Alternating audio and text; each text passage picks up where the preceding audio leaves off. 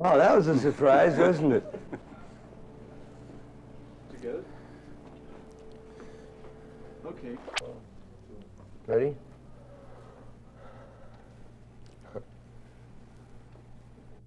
I'd hate to think what had happened if I'd asked Hal's tricks. I'll do examine. Oh, yeah. Rip it up, tear it up. Do that again. Heads, tails, do that once more. I think I should get to a trick that you can do. Okay. Okay.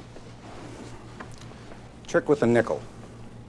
I don't know if you've ever seen this done before, but through my amazing powers, I can take a nickel and it'll adhere to my forehead. Uh-huh.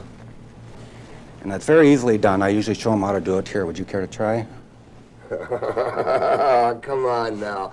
Did you show me that nickel? Anybody can do it. I need something a little more practical that somebody can really do, but don't know how they did it.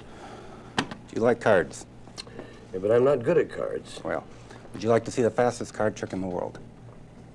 I know this one. And then I say yes, and then you say, do you want me to do it again? Right. I'm going to do it again. Deck of cards. Ooh, uh-oh. I think I got the wrong deck here. We were talking about that earlier. Sometimes we get confused on getting the right decks. I'll tell you what, I promised to show you a card trick, so I'm going to show you a card trick. All right. First of all, I'd have somebody select a card. Oh, I think I'll That'd be kind of silly, wouldn't it? I mean, there's no faces and no backs. But let's suppose you did select a card, looked at it, remembered it, put it back in the deck, and shuffled it up. And now it's my job to find it. Okay. Let's further suppose that's your card with a 7 of spades. That's amazing. Now, this card would be very easy to find, right? Uh-huh. That's because it's the only one. And I hate to do things the hard way. There's one problem with the 7 of spades, though it doesn't have a design on the back. To solve this problem, I hold the deck in my right hand and tap it against my left forefinger twice. 1, 2.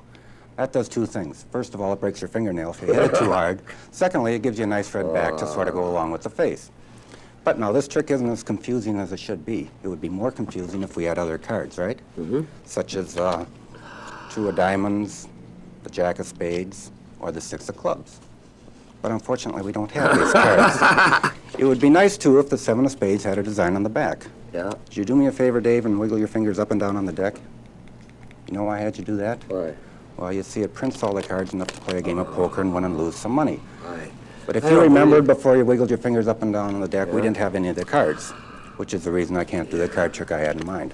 Next time I see you, maybe I'll have the cards and I can do the card trick, but right now I seem to be fresh. Could I have a shot of scotch, please? That sells for $3.50. That deck can be yours. Thanks a lot. Show you one more prediction trick. I want you to think of, we've got different colors here. We got a green, a yellow, a purple, a pink, and a green. I want you to think of one of those colors. Okay. Tell me when you've got it in your mind. I have. Are you thinking of it? Boy, am I thinking. You can change your mind now, but once we're into it, I don't want you to change No, your I'm mind. going to stick with it. You got it, okay. I'm going to write a prediction here.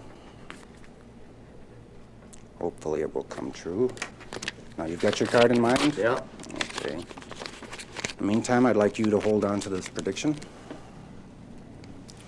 Now, for the first time, I'm going to take my finger and go over the cards, and when I come to your color, say stop, like you meant it. Stop. This card right here? Yep. The pink card. Yep. There's the choice of cards you had, and you chose the pink one, which is the jack of spades. Would you open up the prediction and read it, please? Jack of spades. That sells for $12.50. You too can be a magician.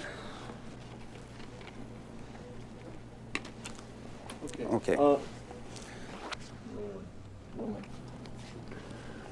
It took me a little while to find a magic store. There aren't very many around, are there? No, we're basically the only one in Minnesota that deals, you know, primarily in magic.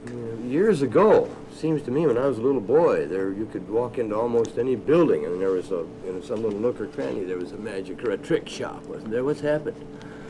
Well, we've kind of run them out, I hope to think, but... But it doesn't say anything about the general popularity of magic, though.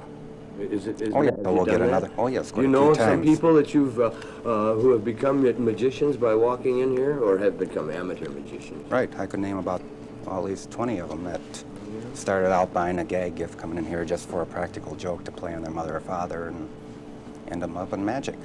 So, Do you have an act? Do you go out to parties?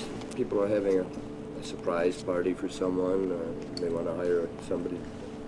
Cub Scout troops, maybe, Boy Scout troops. You do that kind of thing? I don't do the Cub Scout troops. Larry Kalo does those. They're called Blue and Gold banquets. Now, I go out to parties if this group of people are getting together, they're having a party, they want some entertainment for it. I will go out and perform a half-hour close-up act for the adult people. Oh, yeah? So, Have you ever performed as a professional magician on the stage in an act?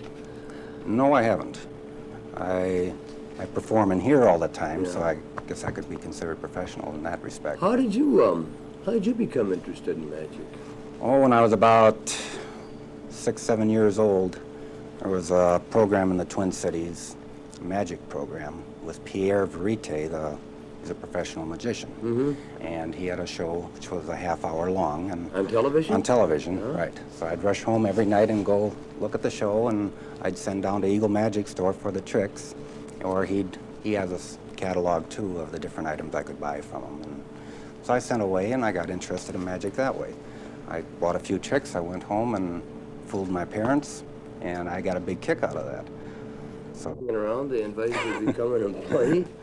no, I just happened to, lived down in California for 5 years, and I came back here and remembered the Eagle Magic Store, and so I called up one day and asked the owner at that time, which was Doris Davids, if she'd ever be interested in selling the store.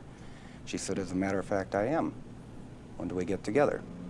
And it was just like that, just out of the blue that When you were a kid, did you ever see Howard Thurston or any of the No, I didn't. famous? No, they had appeared around in Minneapolis, but Yeah, I used to be at the RKO, Orpheum RKO, Theater. yeah. There was a magician in town, Fortune Gordine's father, the great Gordoni, or the great Gordon. Do you remember him? Gordine? Henry Gordine? Henry Gordine, Oh, yes. Are there any full-time practicing professional magicians now in town? In Minneapolis? Yeah, in the Twin Yes, Cities area. there's 5 of them I know of. They're working all the time? They're working quite, I'd say 2 or 3 times a week, if not more. Is a magician like a doctor? He has to keep improving his act all the time? He has to study, continue to study and learn new tricks of the trade, that kind of thing? They're continually learning, right? They go out and perform, and if the audience reacts heavily to one certain trick, they'll be sure to keep that in their act. If they kind of die on another one, he'll throw that out and replace it with something else. Do magicians trade secrets? Do all magicians know all the tricks, each other's tricks? For the most part, yes. But, There are no secrets.